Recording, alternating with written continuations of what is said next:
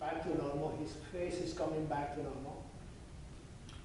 And he said, you know, I want to stop. They gave me an aspirin in the hospital. Now I just want to stop it because I'm back to normal. I said, no. Now you have to continue. Now you have to take better care of yourself because that little TIA or mini stroke was a warning sign of something worse to happen. So now you have to be more and more involved in your medical care to make sure that that won't happen to you again. Making sure your blood pressure is well controlled, making sure you're following a good diet, making sure that you are active. Some people think active, you have to go and exercise and cure yourself in a treadmill. Active is going for a walk. Active is, like I say, my grandfather will wake up 3 o'clock in the morning and make sure he goes and work the ground, do something. It's being active. You don't have to go to a gym, but you have to do something where your heart rate goes up. If you have any form of activity, cleaning your apartment, your condominium, your house, going for a walk, cleaning your car, doing something that your heart rate will go up, that's being active. And you have to have some form of activity regardless of your age. What I don't want you to do, if you are 90 years old, is to climb on the ladder and change the light bulb. Okay? Don't be crazy. Be active. Okay? But use your brain. Okay? Don't climb the ladder and come down and break your hip or nothing like that. Okay? You want to be active, but do something that you can basically make a routine on yourself. Okay? Be active and do things that will make a routine of yourself. When you go to your doctor with a given complaint, do one thing, because I do a lot of speaking engagement. My wife can tell you, in the past 3-4 weeks, I've been traveling at least 4 states, right? 3 or 4 states I have traveled in the past 3 weeks. I've been lecturing all over the country. I'm basically lecturing other providers, other physicians, other doctors and nurses on how to take care of elderly patients. Now I'm going to teach you what I teach them. When you go to the doctor with a headache or because you're feeling dizzy, let them know you don't want another pill. Say, I'm not asking you for another medication for my problem. I want to know if there is something maybe you can move around or take me off from so that my problem go away. Because 80% of the time in the geriatric population, our problem comes from the pill, too many pills. And a lot of times the doctor think that when you are there, you are asking for a pill. They think that if they don't give you something, you're going to think that they are bad doctors. So you have to let them know. Hey, listen, I'm not here for more pills. I'm here because I really feel dizzy, and I want to know maybe one of my medications is making me feel dizzy. Maybe there is something wrong that, could be a little bit of dehydration that is making you feel dizzy. So, because there is a pill for dizziness. It's called antivert. The problem with that pill is that then it gives you constipation. Then we have to give you something for constipation. The problem with a pill for constipation is that it's going to take off your appetite. Then you're going to start losing weight. The problem with constipation, dizziness, and loss of appetite is that you're going to lose your balance and you're going to fall down and break a hip. The problem with breaking a hip, we're going to miss you in church.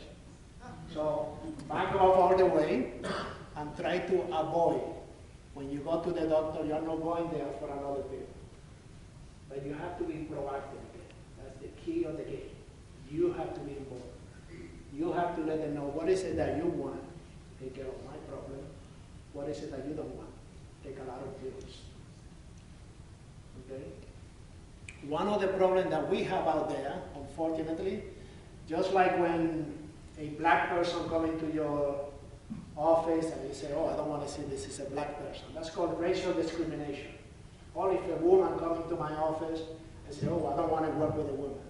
That's sexual discrimination. When an old person comes into the office and you just want a pill, That's called ageism. That's called age discrimination. So you don't want to be discriminated against because of your age. You have to let them, you have to be involved and take command of your care. And say, you know, I'm not here because you see my gray hair. It doesn't mean that I need to be taking 20 pills. Okay? Otherwise, I'm going to go back home and dye my hair.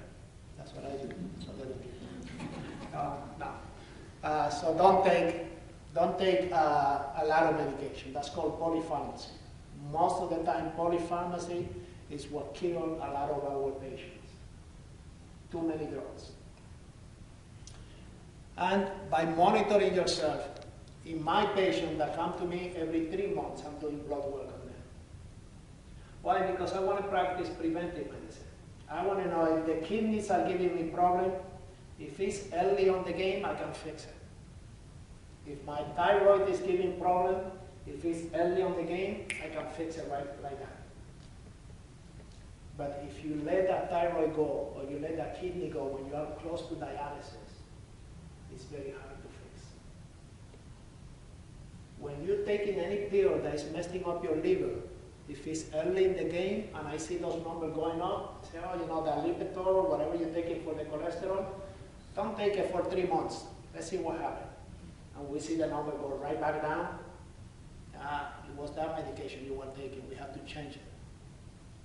But if you get cirrhosis, meaning end-stage damage on the liver, yeah, it could have been the medication. It's hard to tell now because if we stop it, we won't go back. So you follow me? Prevention. You want to get your blood work done. Don't shy away. Sometimes I give my patient, I say, come back, get your blood test done, and then come back and see me. In my practice, I don't call my patient to give them result on the phone. Because unless you are a doctor, if you are a doctor, I might call you and say, you know, your thyroid is a little bit sluggish, or your kidneys are a little bit sluggish. But if you are not a doctor, if you are a lay person, I'd rather do your blood test and bring you back and say, you know, your triglyceride is high, and then your cholesterol is out of whack. But I noticed that your sugar is high. So I'm not going to give you a pill for your triglyceride because this is secondary to your sugar. So you and I are going to work on fixing your sugar so that the triglyceride come down by themselves. See? No polypharmacy. You say, how do I bring down my sugar? Starch. Pilaf, pita bread, all the starch. Sweet, of course, sweet, more sweet, fruits, all our good Armenian food, right? So we work a little bit on the starch, and if we see the sugar go down, then you're going to see the triglyceride come right down also, without any medication. So a lot of times, just changing a little bit on our lifestyle, you can fix the problem. A lot of times, my patient, I don't give them medication, and the Armenian doctor that is with me, he was asking me, oh, Dr. Mencia, why do you have this patient on a cholesterol medication 3 times a week? So I was teaching my student, I say, who is 70 or so, I was teaching him, I said, if 3 times a week is fixing the cholesterol, why take it every day? There's no need to do that. That's enough. But we learn in medical school, this pill once a day. The pharmacy, the drug, the pharmaceutical company, the more you take, the better for them. Right? But then we have to make that final decision in real life. What is the right medication to take?